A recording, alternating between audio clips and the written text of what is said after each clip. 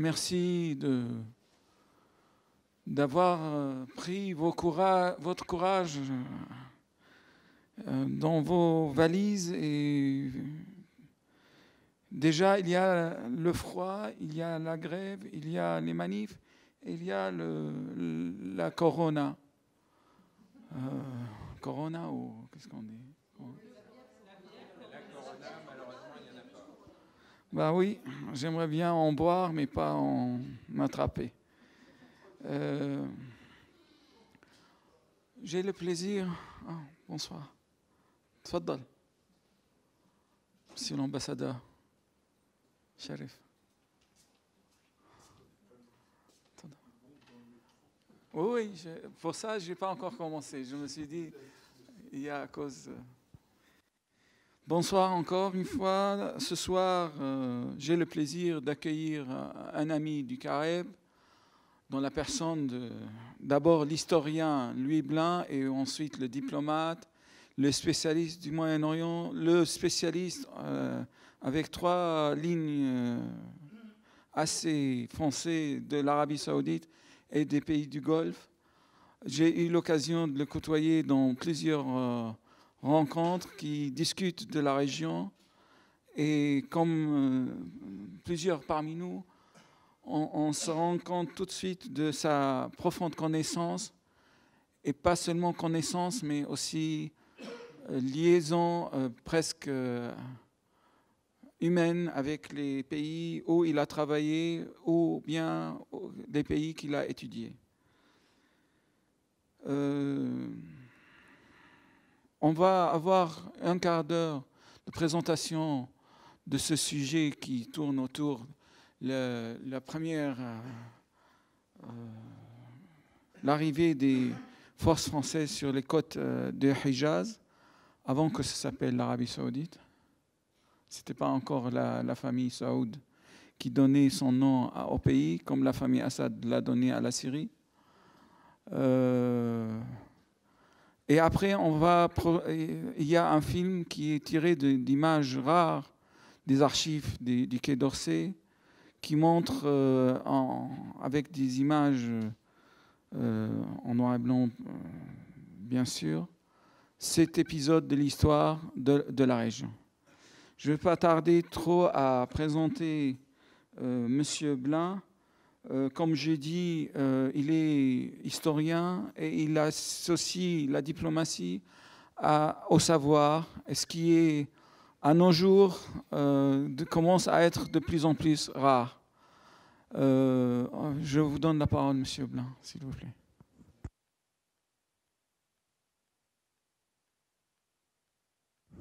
Merci beaucoup, Salam, et merci au Caraïbe de m'inviter ce soir à projeter ce film que je vais introduire pour une bonne compréhension du thème. Donc, en 1916, le gouvernement français décide d'envoyer une mission militaire au Hijaz. Tu peux lancer le PowerPoint. Le Hijaz, c'est bien sûr la partie occidentale de la péninsule arabique qui est alors sous domination ottomane, mais dont le grand shérif de la Mecque, le futur roi Hussein ibn Ali, a décidé en 1916 de proclamer l'indépendance. Alors il s'est proclamé roi des Arabes puisqu'il avait l'intention de mener une révolte arabe dans tous les pays du Moyen-Orient avec l'appui des nationalistes, notamment syriens.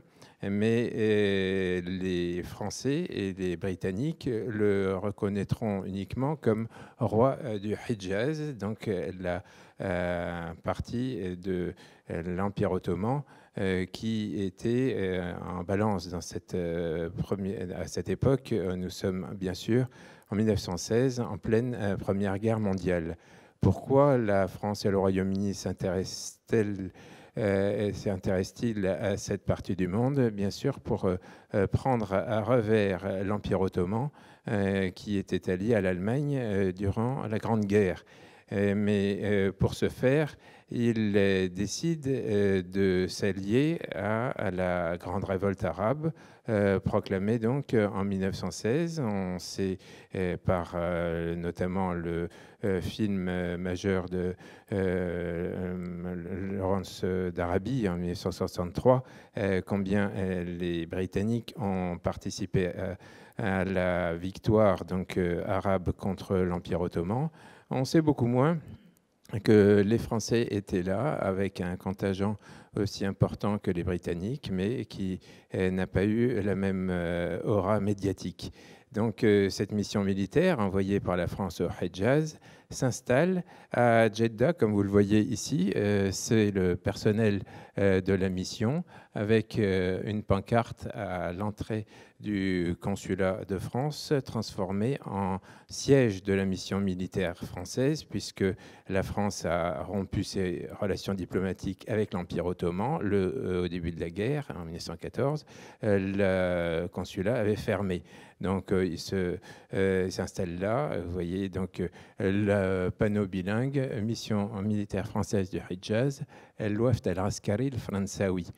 C'est donc une mission militaire envoyée pour ses chefs à Jeddah et pour ses troupes dans tout le reste de l'Arabie. La France est le premier pays, avec le Royaume-Uni simultanément, à reconnaître le royaume du Hejaz, qui est le premier pays arabe indépendant. Et c'est une alliance historique, si tu peux continuer. C'est une alliance historique puisque, vous voyez donc ici, le drapeau français flotte sur l'ex-consulat de France à Jeddah, devenu siège de la mission militaire française au Hejaz. On continue. Voici le premier chef de la mission militaire, le colonel et futur général Brémond, qui écrira ses souvenirs et à sa suite, si tu peux continuer, voilà le second chef de la mission, qui est le commandant Kous. Pour ceux qui connaissent Jean-Claude Cousseran, le diplomate ex-ambassadeur en Syrie, c'est son grand-père. Donc, il est là à l'entrée de la mission. On continue. Voilà une carte postale que j'ai trouvée dans les archives du colonel Brémond, qui est emblématique de ce que représente, au-delà des combats, cette mission militaire. Donc vous voyez, il s'agit du drapeau français, bien sûr, sur une carte postale envoyée de Jeddah, comme l'indique le cachet de la poste, avec un timbre du royaume du Hejaz, et en texte sur cette carte postale, le salut au drapeau, qui était un des, ça se chantait, c'était un des hymnes de la troupe nord-africaine qui combattait pendant la Première Guerre mondiale. Alors pourquoi des Nord-Africains? Parce que, comme vous le verrez dans le film tout à l'heure, les chefs de la mission militaire dont vous venez de voir les photos étaient des Français, c'était des officiers de la coloniale, comme on disait, mais la troupe était entièrement nord-africaine, en fait presque entièrement algérienne. Donc, bien sûr, c'était des soldats français, certes, mais arabes. Donc, ces franco-arabes avaient pour mission de lutter avec d'autres Arabes contre les Turcs. C'est pas souvent dans l'histoire qu'une fraternité d'armes franco-arabes s'est déroulée, donc avec succès pendant 4 ans, puisque cette mission ira de 1916 à 1920. Alors, lorsque les autorités françaises ont décidé de commémorer avec tambour et trompette le premier centenaire de l'armistice franco-allemand, hein, et non pas de la fin de la Première Guerre mondiale, puisqu'elle a duré bien au-delà du 11 novembre 1918 dans beaucoup de pays, et notamment en Arabie. Donc, le 11 novembre 2018, j'ai proposé à nos autorités que parmi les chefs d'État invités, on n'oublie pas ceux qui ont les pays qui ont disparu de la carte, hein, comme le Hejaz. Donc il y a ce qu'on appelle en diplomatie la succession d'État, évidemment. Donc, c'est l'Arabie saoudite qui a succédé au Hejaz. On m'a répondu que non, on n'allait inviter que les Européens. Et bien voilà, donc ces Arabes sont passés à la trappe de la commémoration du centenaire de la Première Guerre mondiale, alors qu'ils ont lutté, bien sûr, avec nous pour la victoire. On continue. Voilà, donc maintenant, je passe au film que vous allez voir tout à l'heure. Alors, ce film a une histoire, puisque il est en fait composé de 2 parties, hein, vous le verrez. La première partie est l'œuvre de Émile Pierre, que vous voyez ici avec sa caméra, envoyé en 1917, et qui filme d'une part l'armée chérifienne, et ensuite la mission d'inspection du commandant en chef des forces françaises au Moyen-Orient à Jeddah. Donc Émile Pierre en 1917 est le premier cinéaste envoyé par la France avec les troupes pour filmer le quotidien des soldats. Ce n'était pas du tout une mission historique ou bien documentaire ou bien a fortiori cinématographique. Les Français avaient une idée derrière la tête, c'est que les Nord-Africains que nous utilisions comme soldats pour la résistance à l'avancée allemande en France avaient besoin de voir qu'on s'intéressait à eux et à leur culture.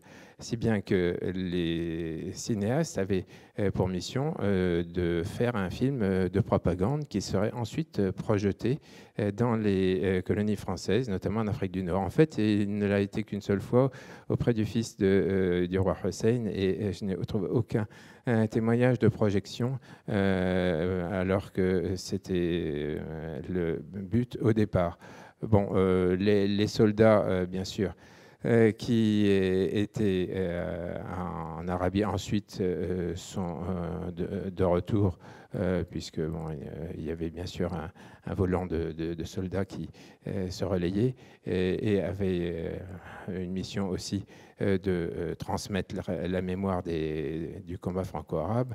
Mais il n'empêche que l'objectif donc de propagande du film n'a pas été complètement atteint. Alors, l'armée française en 1917 commence avec Émile Bauche et, s'il te plaît, la suivante, en 1918, avec celui qui est assis à droite de la tente, c'est Jean Prache, qui poursuit l'œuvre de son prédécesseur. Il est à côté de Robert Castelnau, qui est un photographe. Donc, les photos, certaines des photos que vous venez de voir ont été prises par le photographe qui est debout. On a découvert, mon ami historien Philippe Petria et moi-même, à la fois ces photos et ces films, dans les archives du ministère de la Défense, où elle dormait depuis un siècle sans avoir jamais été exploitée. Donc, il s'agissait en fait de séquences filmées qui, à l'époque, étaient bien sûr muettes. En 1918, il n'y avait que du cinéma muet. Et à partir de 55 minutes de rush, qui était en désordre, nous avons donc monté un film documentaire de 35 minutes que vous allez voir. Ce film est bien sûr accompagné de notre commentaire. Je l'ai enregistré moi-même à l'occasion des 175 ans du consulat général de France à Jeddah, comme vous le verrez au début du film, lorsque j'étais consul général là-bas, pour commémorer donc le passé de la France en Arabie. À l'époque, donc c'était en 2015, lorsque je l'ai projeté, je n'ai pu le faire que dans les murs du consulat, en invitant bien sûr un public, mais certainement pas en ville. D'une part parce qu'il n'y avait pas de film ni de cinéma. L'Arabie saoudite était encore à l'époque à l'écart du cinéma, ce n'est plus le cas maintenant. et surtout à cause du thème. Le thème donc, est bien sûr la famille hachémite qui a disparu de la circulation puisque les Saoudiens ont pris le Hejaz et Jeddah est tombé en décembre 1925. Lorsque vous verrez le film dans un moment et que vous constaterez que le drapeau hachémite flottait sur la ville de Jeddah, c'est quelque chose qui est resté tabou en Arabie depuis 1925 et qui l'était encore jusqu'à cette année. Le tabou devait tomber le 16 mars prochain. Pourquoi ? Parce que les nouvelles autorités saoudiennes, bien sûr, ont non seulement autorisé l'ouverture de cinéma et la projection de films saoudiens, mais aussi ont décidé d'organiser à Jeddah du 12 au 19 mars le premier festival international du film et dont le directeur m'a invité à projeter ce film. Donc, il s'agissait d'une initiative bien sûr marquante sur le plan cinématographique, mais aussi historique et politique, puisque cela voulait dire que le tabou allait tomber. Alors malheureusement, j'ai appris ce matin qu'avec le corona, le festival va probablement être reporté au mois de novembre, mais bon, ce n'est que partie remise. Donc ce film sur la mission militaire au Hejaz, et d'après mes recherches, et je crois que maintenant j'ai fait le tour depuis 4 ans là-dessus, le premier film jamais tourné dans la péninsule arabique et certainement le seul film sur la grande révolte arabe. Avant de passer au film, et après, bien sûr, on aura le temps de discuter, je me permets simplement, si vous êtes intéressé par le sujet et si vous voulez des détails, de vous recommander la lecture de mon dernier livre sur l'Arabie et sur le Hejaz. Donc, la découverte de l'Arabie par les Français, qui vous donnera force détails sur la question. Je vous remercie et à tout à l'heure.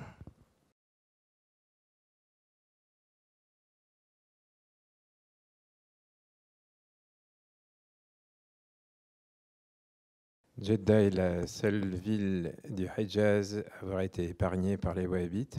Donc, malheureusement, le temps n'a pas arrangé l'architecture traditionnelle qui était faite de pierres friables, puisque c'est une ville de corail, Jeddah. Le corail est bien sûr imprégné de sel, puisqu'il est issu de la mer. Il est protégé par la chaux, comme vous avez vu sur le film, mais la chaux, il faut la renouveler, comme vous l'avez vu peut-être en Grèce. Et lorsque les propriétaires ont quitté la vieille ville, sont sortis des murs pour habiter dans des villas plus modernes, ce sont les immigrés, notamment les Yéménites, les Soudanais, les Érythréens qui ont occupé la vieille ville et qui n'avaient pas les moyens de l'entretenir. C'est bien que beaucoup de maisons se sont écroulées et on peut estimer actuellement que seule la moitié de la vieille ville est préservée. Mais c'était une ville qui, à l'époque où on a tourné ce film, avait entre 30 et 40 000 habitants. Donc c'était une grande ville. C'était la principale avec la Mecque à l'époque. Donc contrairement à la Mecque qui a complètement été rasée, ainsi que Médine, Jeddah est préservée. Son architecture est un confluent des influences égyptiennes, ottomanes et yéménites, du Hadramaut. Ce sont des maisons-tours et elle est tout à fait exceptionnelle. Elle est caractérisée par des maisons-tours qui peuvent aller jusqu'à 5 étages avec un système de ventilation, bien sûr, dans le climat que vous imaginez, c'était indispensable et qui est particulièrement ingénieux puisqu'il consiste à avoir à peu près autant de fenêtres que de murs. Ce sont des murs, ce sont des maisons complètement ouvertes, mais en même temps, sur ces fenêtres, on met des cages qui sont des immenses moucharabiers, appelés rawachin là-bas, et qui n'ont pas de vitres. Donc, ils ont des systèmes pour orienter les volets, de façon à ce qu'on puisse les ouvrir s'il y a du vent ou les fermer au contraire pour préserver la fraîcheur s'il n'y en a pas. La plupart de ces Arawashines étaient tournés vers le nord puisque les vents dominants étaient nord. Dans ces maisons, il y avait un système de climatisation traditionnel qui bien sûr a été perdu maintenant.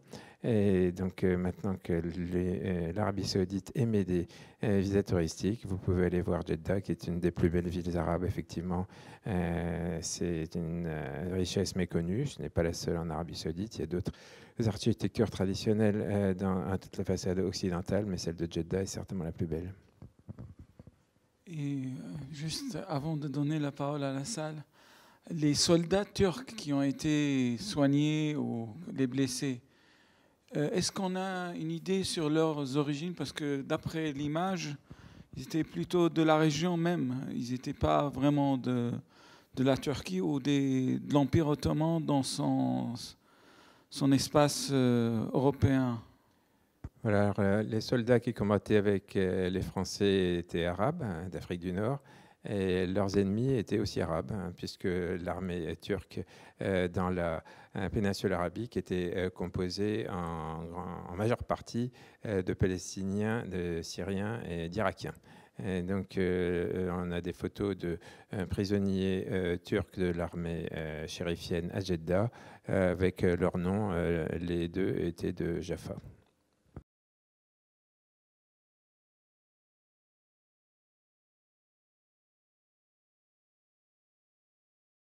Le Lawrence français, c'est plutôt le capitaine Pisani que vous avez vu avec la tarbouche dans le port d'El Ouej.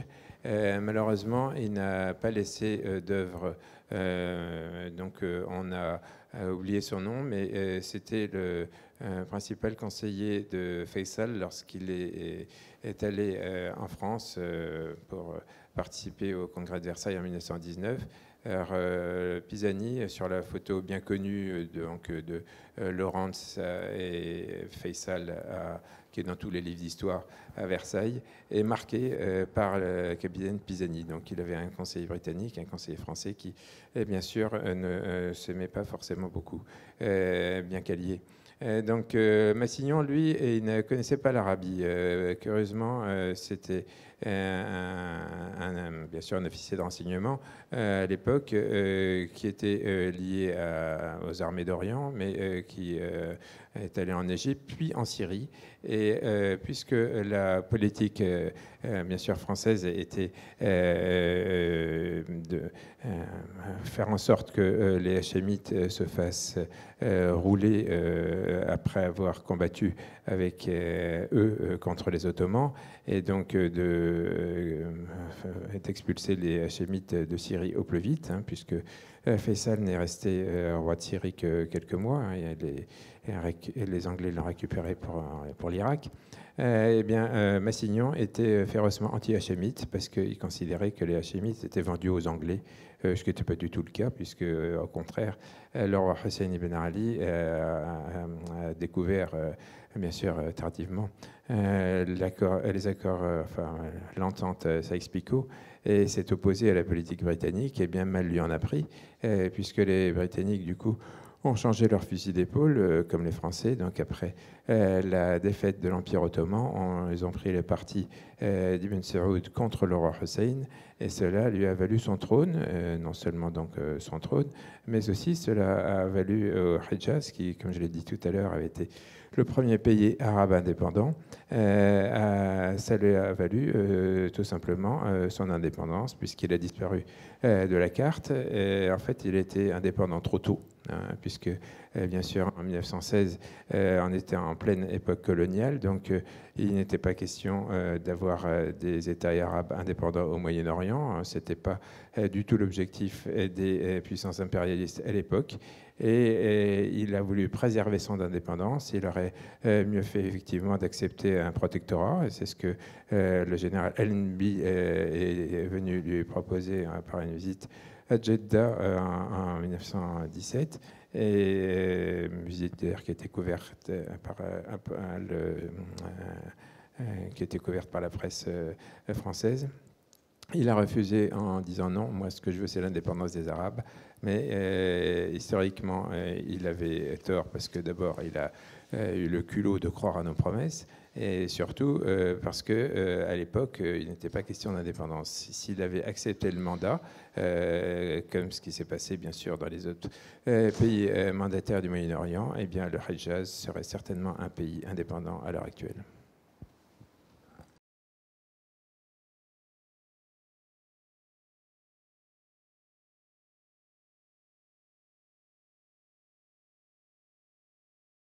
Les troupes d'Afrique du Nord, on n'a pas de documents. Peut-être qu'il en existe, mais jusqu'à présent, on ne les a pas trouvés, donc on ne peut pas savoir quelle est leur opinion. Par contre, on a l'opinion de Brémond, donc le colonel Brémond, le premier chef de la mission militaire, qui est à peu près le seul Français à prendre la défense du roi Hussein dans sa notice nécrologique. Lorsqu'il est mort en exil. Et il explique justement que le roi Hussein avait mauvaise presse à peu près partout, y compris parmi les nationalistes arabes. Ensuite, pour des histoires sur lesquelles je ne m'étendrai pas, mais c'était un vrai nationaliste qui avait simplement une mission impossible et qu'il a essayé de remplir. Bon, c'était pas un saint non plus, mais il avait donc fait ce qu'il fallait en fonction de ce qu'il savait. Et bien sûr, il ne savait pas plus que les membres de la mission militaire française à l'époque le contenu de l'accord entre Sykes et Picot. Alors, Sykes et Picot, c'est intéressant puisqu'ils sont venus en mai 1918 à Jeddah. J'ai retrouvé 2 photos que je publierai dans mon prochain ouvrage sur leur visite. Et donc, ils ont exposé au roi Hussein et à son fils Faisal quelle était la teneur de leur accord. Ils s'étaient mis d'accord avant la visite à Jeddah pour donner la fameuse carte avec le trait rouge, vous savez, au roi Hussein à ce moment-là, mais ils ne l'ont pas fait.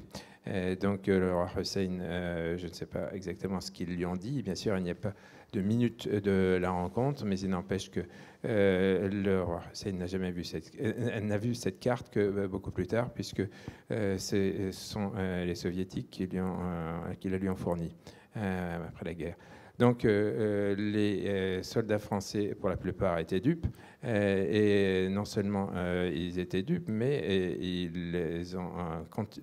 pour partie, ils ont continué à lutter avec les Hachémites après la fin de la mission militaire. Et l'un d'entre eux, qui a laissé pas mal d'écrits et dont la vie était récemment retranscrite, rapportée par son petit-fils, le lieutenant-colonel Kadi, est même mort au combat contre les Saouds en 1924.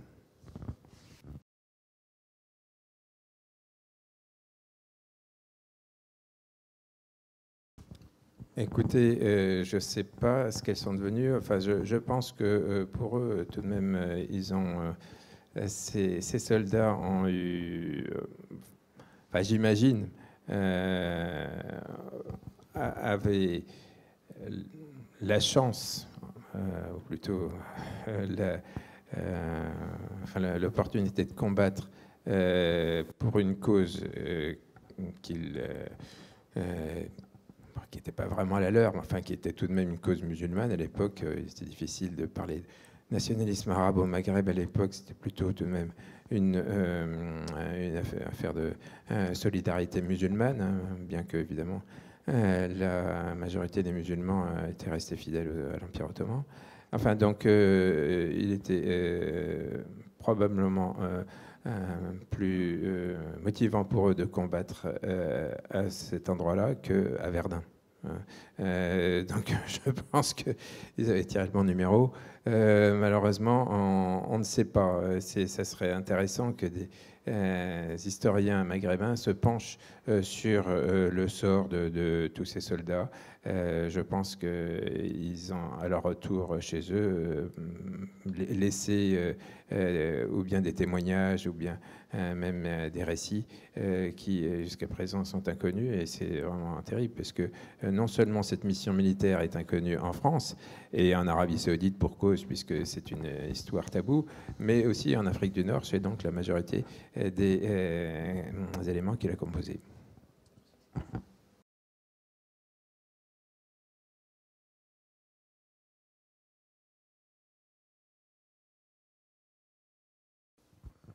Bon, l'Ouest, c'était vraiment un tout petit port. Il avait simplement une position stratégique, puisque c'était le port le plus proche de Médine, et aussi du camp de Jaïda, donc, qui était, à ne pas confondre avec Jeddah, bien sûr, et qui était en fait plutôt un lieu-dit au milieu de l'Arabie, donc de la piste reliant Al-Ouej à Médine.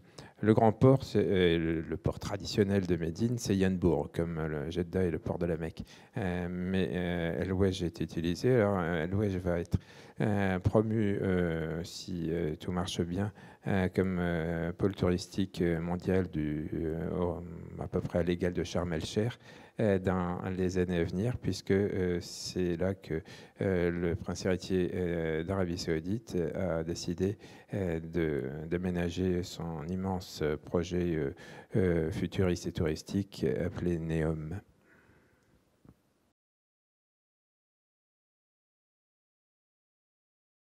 Le CPAD demande toujours des droits très importants pour la diffusion du film. C'est la raison pour laquelle je n'ai obtenu que des accords ponctuels pour le diffuser de manière non commerciale.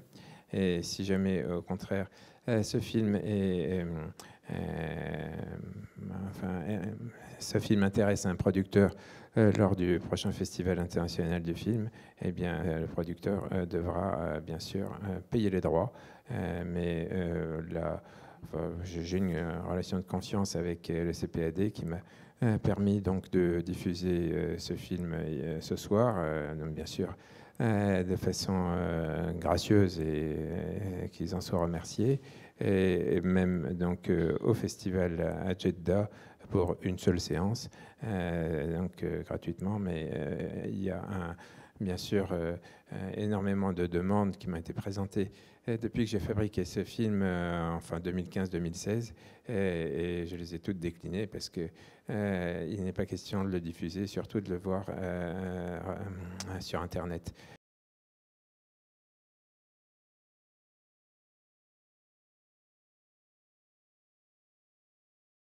Non, bien sûr, le défilé est reconstitué pour les besoins du film.